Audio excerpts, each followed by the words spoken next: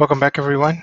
In this video, I'm going to be working on a new field type that I haven't touched on before. This field is going to be the radio buttons on the form. So let's get started. The first thing that I did was I went into my list and I added a new field called running low. And it's a yes, no field. Now, keep in mind that these choice radio buttons can be for type choice. Like for instance, lower type can be considered a radio button if you wish. But I'm just, for the purposes of this demo, I'm going to set up to running low. So let's get started. Let's go ahead and go to the Material UI and get started here. We're going to select radio group. Oh, it looks like I have it done here before. And you can choose to have it in a vertical direction or a horizontal. For the purposes of this demo, I'm going to go with horizontal. So I click on the little greater than less than sign here to look at the code. I'm going to copy everything in here. We're going to copy it. Go back to our code here, and we're going to add another grid. All right, and then we're going to add our code. Let's clean this up a little bit. Hover over this, import what we need.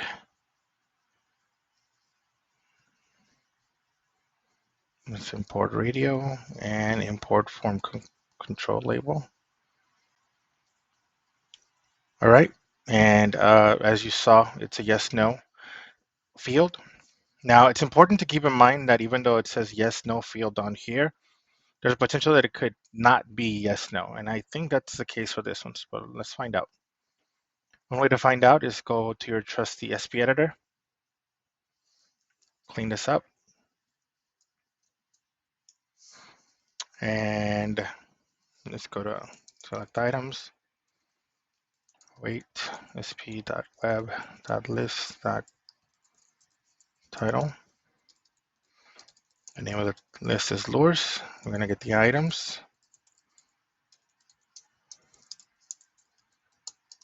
And we're going to go ahead and select the items.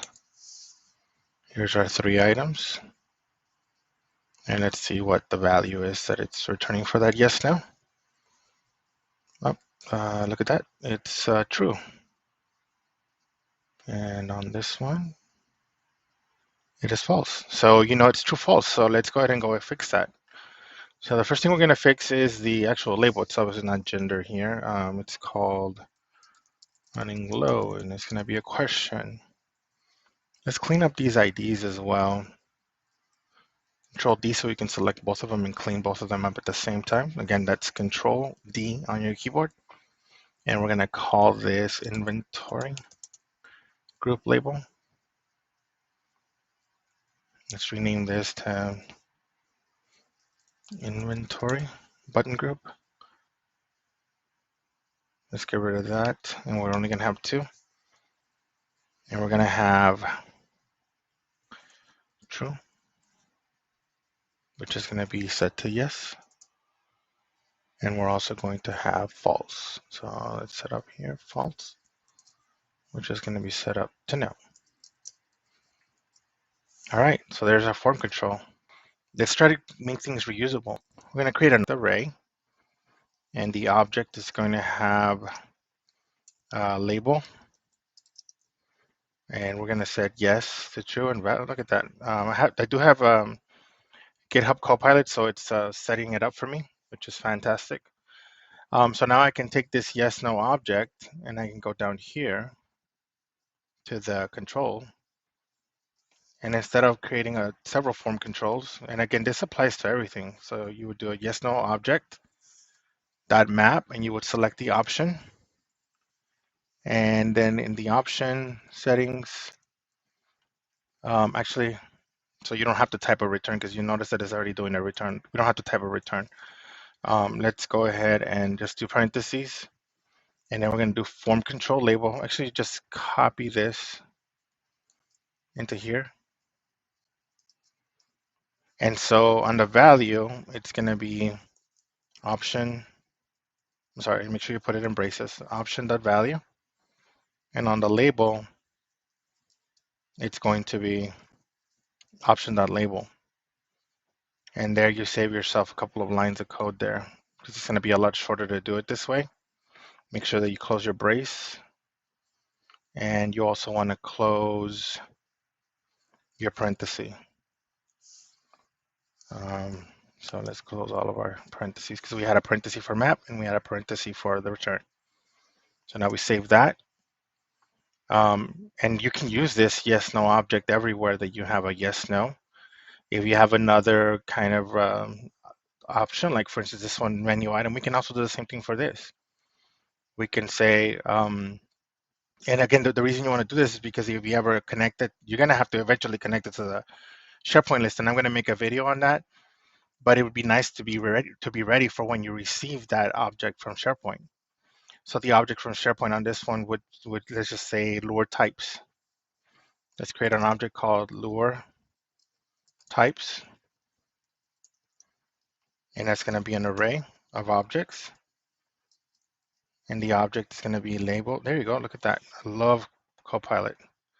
And we're going to need them. Let me put this side by side so that we can, let me get some more real estate here by hiding that. And so lure type is going to have a label.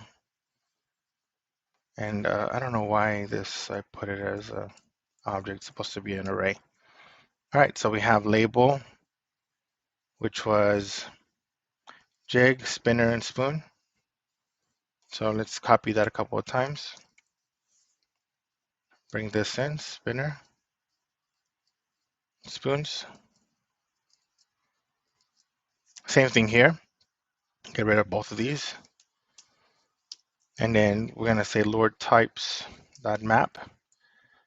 And inside of our return statement, inside of our return, we're going to move this menu item up. And instead of our value here, we're just going to select option that we're bringing in from here, option dot value. We have an issue here. Let's find out what it is. Oh, you have to put this inside of braces. So put in your braces,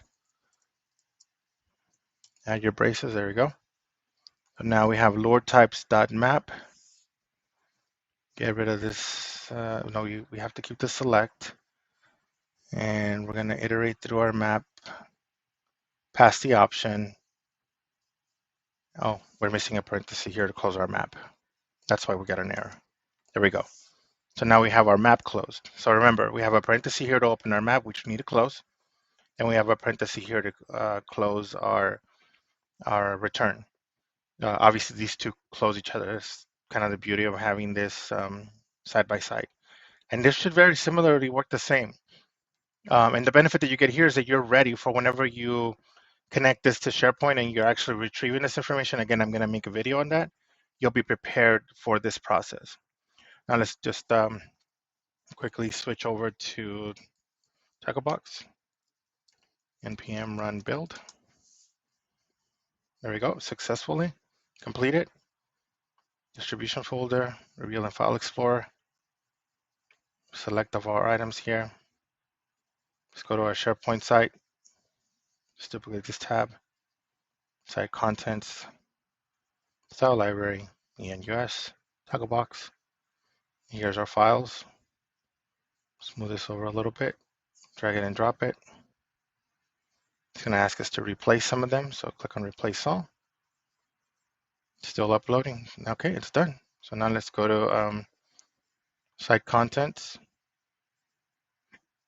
Site Assets, Box, index.axpx. Put the name of our form, and voila, there you go. Yes, no. And our lure type. Oh boy, that's not good. What did we do wrong? Let's go find out. Let's go back to the code.